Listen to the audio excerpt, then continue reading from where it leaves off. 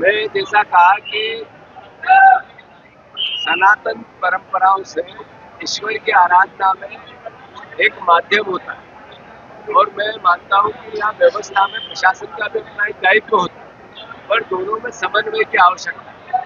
जहाँ तक सवाल है ओंकारेश्वर के विकास की, माँ नर्मदा के इस पावन पूरी दुनिया पूरे ब्रह्मांड में इसके इसके आशीर्वाद की मैं समझता हूँ कि हमारे लिए सौभाग्य का विषय है। प्रशासन को व्यवस्थापकों से ब्राह्मण जो यहाँ पर सेवाएं देते हैं उनसे मिलजुल कर व्यवस्थापन बनाना चाहिए।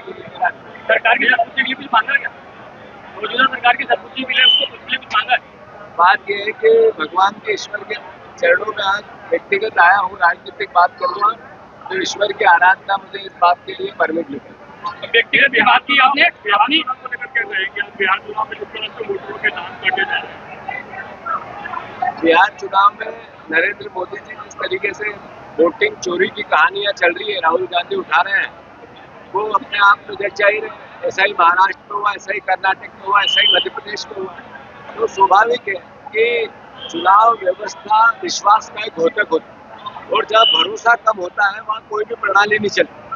तो हमारा लोकतंत्र महान है, सबसे बड़ा, दुनिया का सबसे बड़ा लोकतंत्र, इसमें भरोसा कायम होना चाहिए। इसलिए वो चाहे वोटिंग मशीन हो, चाहे ये नाम काटने की प्रक्रिया है, वोटर लिस्ट के सुधार को लेकर एक तरह से मैनिपुलेशन चुनाव आयोग सरकार के साथ मिलकर करना हो, ये सब बातें लोकतंत्र में से अविश्वास पैदा करती है।